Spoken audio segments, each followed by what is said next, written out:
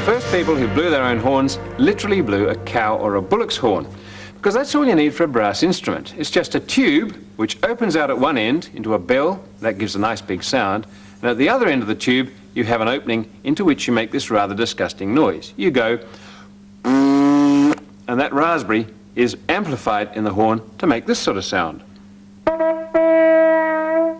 Well, this of course is an improvement on the horn. It's a coaching horn made out of brass and copper. It was used to announce the arrival of the stagecoach.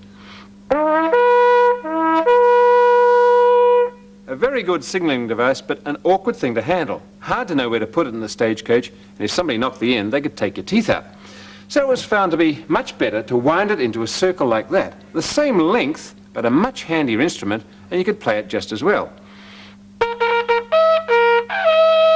And being handy, you could carry it around on a horse, and it was a hunting horn. And indeed, being a good signalling device, it became a battle horn or a bugle. And this is a very elaborate one. Makes a good sound.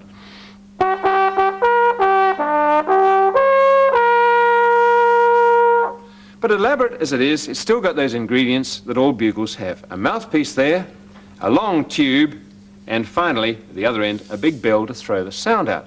And that's all you need, and you can make them very easily at home with nothing more elaborate than a bit of hosepipe and some odds and ends.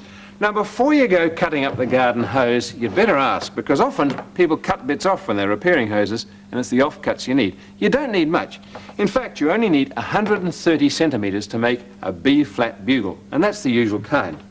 Well, I've measured that off. It really isn't much more than this. I made a little mark. Let me chop it through with this knife. And that, out of ordinary garden hose, is the perfect ingredient for a bugle. Doesn't look like much, but it's going to make a reasonable bugle sound. Well, of course, we still need those two other things, the mouthpiece at one end and the bell at the other. And for the bell, you use a funnel, just an ordinary plastic funnel. Now, most won't fit into a hose like that. You have to widen that up to ram the funnel in. And you do that by heating it up. And the best way of doing that, of course, and the safest way, is with hot water. So get a kettle going, plunge the end of the hose into that hot water for a while.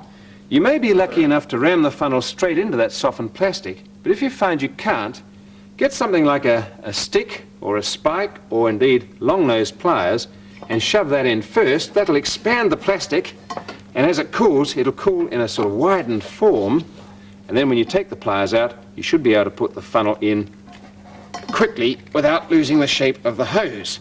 Here it goes. Take out the pliers, and while it's still wide, shove the funnel in. And there we are. That's the bell of the bugle. We're 2/3 of the way there. Notice, though, that that's added a certain amount of length. It's added the length of the funnel that sticks out there. So we have to chop that length off the other end of the hose. Measure it up against there. That's the length we have to lose, otherwise it'll be out of tune. And we just cut that off very easily here. Right. All we need to do is to shove the mouthpiece in. Now, fortunately, when you come to mouthpieces, hardware's now stacked all sorts of things in the hosing department. You can get hose attachments like that allow you to slide the thing onto a tap with a rubber fitting. It's nice and soft on the lips, but it makes a rather blurty sound. It'll do, but it's not good. This one's great if you've got thick lips. It's a plastic sort of attachment there, screws onto the tap. It has a snap lock fitting there, but it's a bit breathy if your mouth is small.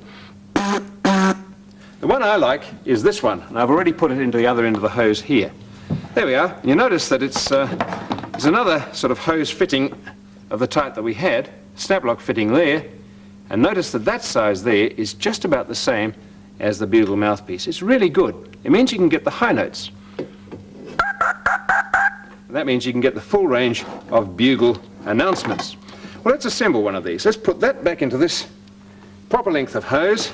Let's put the funnel in the other end, because this piece of hose I know is cut to the right length. Here we go. And I think you'll find that that's a very acceptable bugle.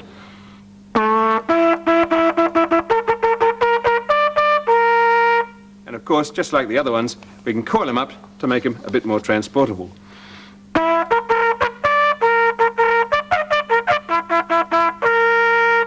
If you like that, you can of course go to wider hosing, make it twice as long and get a bigger funnel, and you can make a bass bugle. And of course, if you make these all the same size and length, you can have your own bugle band. It can sound quite good. Have a listen.